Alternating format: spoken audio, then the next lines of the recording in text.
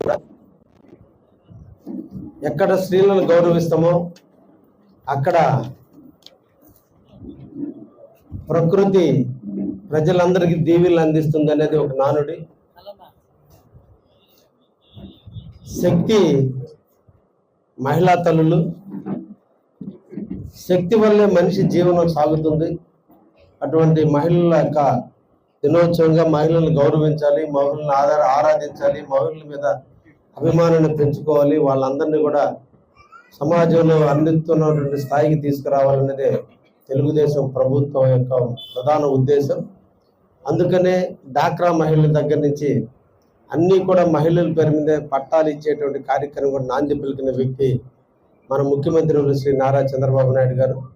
ఆయన తీసుకున్న బాటలోనే ఈ రోజు వరకు కూడా దేశవ్యాప్తంగా కూడా మహిళలకి ఎనలేని గౌరవాన్ని తెచ్చిపెట్టిన తెలుగుదేశం పార్టీ అనే విషయాన్ని కూడా తెలియజేస్తూ, ఈ రోజున కావలి నియోజకవర్గానికి సంబంధించినటువంటి ఈ సీఎం రిలీఫ్ ఫండ్ విషయంలో ఈ రోజున ఇక్కడ పత్రికా ఎలక్ట్రానిక్ మీడియా సమావేశము, అదేవిధంగా లబ్ధిదారులకి చెక్కులు ఇచ్చే కార్యక్రమానికి ఈరోజు నాంది పలికాం.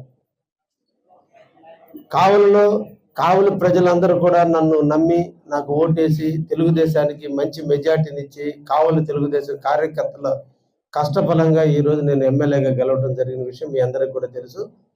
నాటి నుంచి నేటి వరకు నిరంతరం ప్రజలతోనే ఉంటూ, ప్రజలతోనే మమేకం అవుతూ, ప్రజల కోసమే పనిచేస్తూ, ప్రజా అభ్యున్నతికి పాటుపడుతున్న తరుణంలో ఆరోగ్యం బాగలేక మనిషి అనేటువంటి వ్యక్తి జీవితంలో బతకాలని కోరిక ప్రతి ఒక్కరికి ఉంటుంది.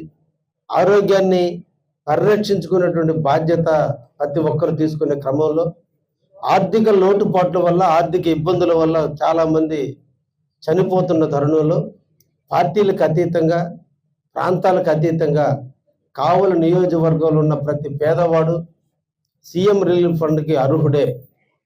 కాబట్టి నాటి నుంచి నేటి వరకు కూడా లీడర్లు కావచ్చు, కార్యకర్తలు కావచ్చు, నియోజకవర్గం నుంచి అందరూ కూడా ఎమ్మెల్యే కార్యాలయం కూడా నిరంతరం ఆరోగ్యాన్ని పరిరక్షించే క్రమంలో పార్టీ అనేది పక్కన పెట్టి ప్రతి పేదవాడు పార్టీ కార్యాలయం గడప తొక్కి మాకు సీఎం రిలీఫ్ ఫండ్ వచ్చే విధంగా సహాయం చేయండి అని అడిగినప్పుడు మా కార్యకర్తలు అందరూ కూడా సహాయానికి అందరూ కూడా ప్రోత్సహించడం, అందులో భాగంగా ఇప్పటికీ 464 మందిని ఇప్పటికి మేము సీఎం రిలీఫ్ ఫండ్కి ప్రభుత్వానికి నివేదికలు పంపడం జరిగింది.